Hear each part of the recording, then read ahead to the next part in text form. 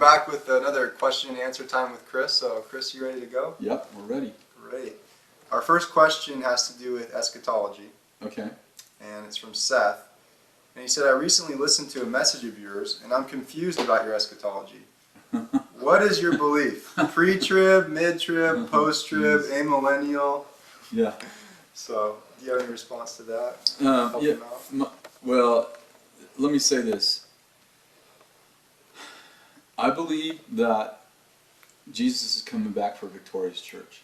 Yeah. And I believe that what you believe about the end has everything to do with how you behave in the middle. So I think that if we have to be careful, and this is probably what he heard me say already. If we've changed the message from the gospel, I mean the kingdom is at hand, to the tribulation's near. And and I think the emphasis on the Bible is not on the tribulation. It's on the kingdom. Totally. So, I think that there was a real emphasis, from 1970 when The Late Great Planet Earth was written. Suddenly people became infatuated with 7 years, or 3.5 years, depending on what your belief system is. Right. People got infatuated with it. They're like, all they can think about is like this, It's funny because we don't know when that 7 years will start, or if it's already happened. Some people believe that that tribulation happened in 70 AD with the destruction of the temple. Right. If that will happen, next week, or if it will happen, 50 years from now, or if it will happen 5,000 years from now. We just don't know. Right. And we know that on top of that, we know that after that tribulation, according to the book of Revelation, there'll be a 1,000-year reign of Christ. So, if the tribulation wasn't, in 70 AD when the temple was destroyed, well, we have a 7-year period of which 3.5 years are supposed to be bad and 3.5 years, all right. Yeah.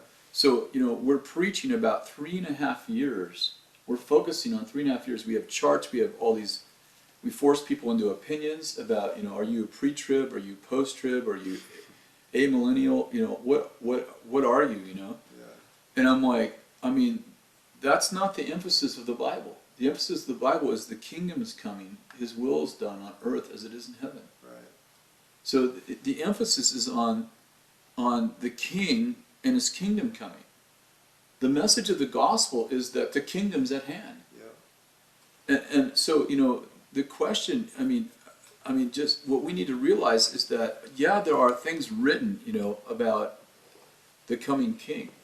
There are, Thessalonians, that about, in a twinkling eye, we'll all be changed. There's a trumpet of God. We're going up, but if you took all the scriptures about the tribulation, and you took all the scriptures about the kingdom, that's like we're talking about, and the church is like shouting something that God is whispering. Right.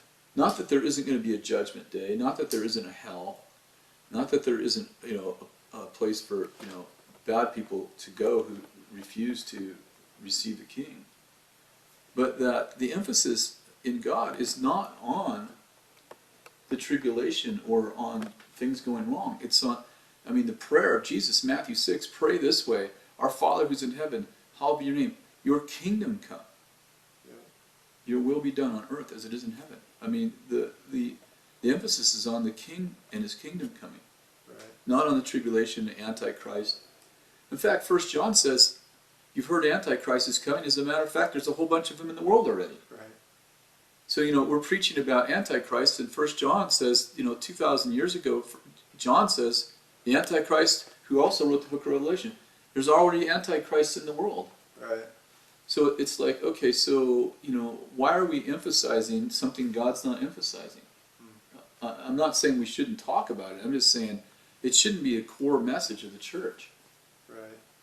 And, what happens when we start to emphasize tribulation is we take away hope for the future, and we start to say, well, don't go to college, don't set up the next generation for revival because the Antichrist is going to come and we're going to be in this tribulation. It's like, okay, well, I'm believing that Jesus told me to pray that it be on earth as it is in heaven, and I'm believing that he meant it.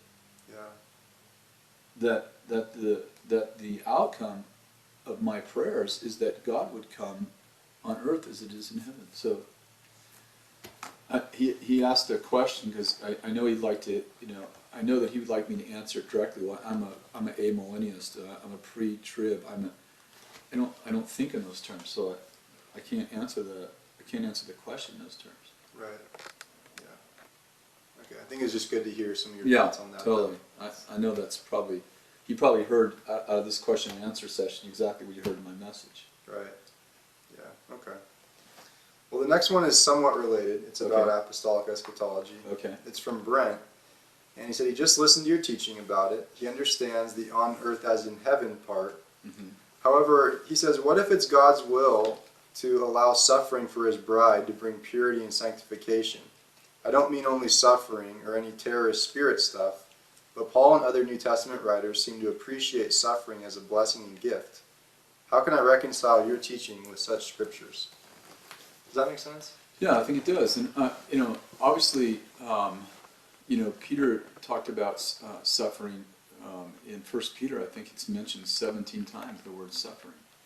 And remember that, the Gospels were written during the days that most of the Gospels were written in the days of Nero, the epistles, when, Nero, when he was persecuting the church and, Christians were being, they were being, fed the lions. And, I would say that the message of suffering for how much they suffered wasn't very emphasized.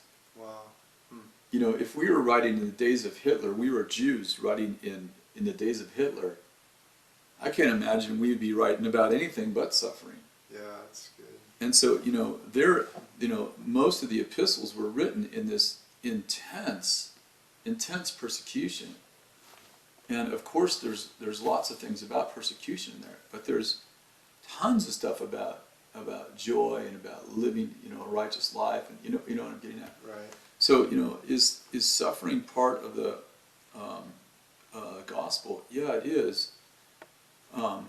But it's Jesus. Even Jesus, it says, for the joy set before him, he endured the cross. Right. It doesn't say he enjoyed the cross. Yeah. As a matter of fact, when it was his day to die, he said, if it's possible, take this cup from me. So I think that, what I'm trying to balance out is people who are like, suffering happens naturally. Like, you don't have to try to make it happen. You're like, you don't have to have a martyr's complex and like, I think I'll see if I can go punish myself for God. Right. It's like, well, if you live in the world, Jesus said, in the world you'll have tribulation, but take courage, I've overcome the world. So it's like, it's not like if you're living in this life, like you have to try to like, okay, let's see, suffering's part of the Christian life, so let me see if I can find some place to really practice that. Right. It's like all you have to do is just be alive. Yeah. And there's enough in the natural realm and in the spirit realm, there's enough opposition in the spirit realm. Paul said, Ephesians 6, our struggle's not against flesh and blood. So there's a spiritual attack that we struggle against and suffer in at times, and then there's the physical, stuff that just goes on in the world. Yeah. Between poverty and sickness and disease and all the things that we're fighting, the works of the devil. It's not like you have to well, let's see if I can find some place to suffer. Right. And I think that, if we're not careful, we'll invite suffering that God doesn't want. He said, I've come to give you a life and give it to you more abundantly. So, the other side of that suffering message is that God called us to live abundant, happy life. Jesus, Hebrews 1, was anointed with joy above his companions, which means that Jesus was happier than the people he hung out with. Right. Joy is one of the fruits of the Spirit. Suffering isn't one of the fruits of the Spirit. Joy is one of the fruits of the Spirit. Right. So we find ourselves like, what is the attitude? Even in suffering like tribulation, consider it all joy. when you encounter various trials. And I guess that's part of his message there. What he's sharing is like, okay, well, you know, didn't Christians see suffering as a joy? And I'm like, yeah, but remember that they lived in a culture that when the Gospels and the epistles were written, they were written in a very persecuted culture. Right. So, you know, they were facing, you know, the death of their loved ones and persecution and fed to the lions and all that stuff. So, you know, they were trying to find they were trying to find peace and joy and all that. And you know, I think that's what they write a lot about. Right.